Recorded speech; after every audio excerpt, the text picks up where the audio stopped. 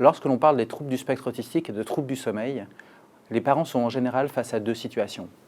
D'une part, la situation du dépistage. C'est souvent un bébé qui a du mal à dormir, qui se plaint beaucoup au moment de l'endormissement. Et c'est souvent un des signes majeurs qu'il va falloir repérer en association avec les troubles du spectre autistique, les troubles de la communication, les troubles de la socialisation du petit enfant. Et donc c'est vraiment une source, souvent les parents viennent se plaindre au pédiatre, au psychiatre ou au médecin généraliste de ces difficultés de sommeil. Et il faut avoir en tête qu'effectivement ces troubles du sommeil sont fréquemment associés avec des troubles du spectre autistique. On doit être extrêmement vigilant à cette situation. La deuxième situation, c'est déjà des parents qui savent que leur enfant a des difficultés dans leur développement.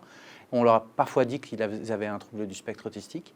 Et c'est des parents qui se plaignent des difficultés de sommeil. Les difficultés de sommeil sont vraiment très variables. Ça peut être des difficultés qui sont sur le rythme veille-sommeil, c'est-à-dire des enfants qui ont du mal à caler leur sieste, qui ont du mal à savoir quand c'est le jour ou la nuit. Et puis ça peut être d'autres difficultés de sommeil, par exemple des difficultés d'endormissement. Les parents vont passer beaucoup de temps avec l'enfant pour l'endormir, parfois ils vont se coucher à côté de lui. C'est des enfants aussi qui vont avoir des réveils dans la nuit, des réveils qui sont très très longs, où l'enfant va avoir l'impression que c'est le jour et va vouloir jouer. Ces difficultés de sommeil sont vraiment très importantes. Elles sont très fréquentes, c'est à peu près 60-70%. C'est la première cause de plainte des familles. Et puis, c'est aussi une source d'aggravation du trouble.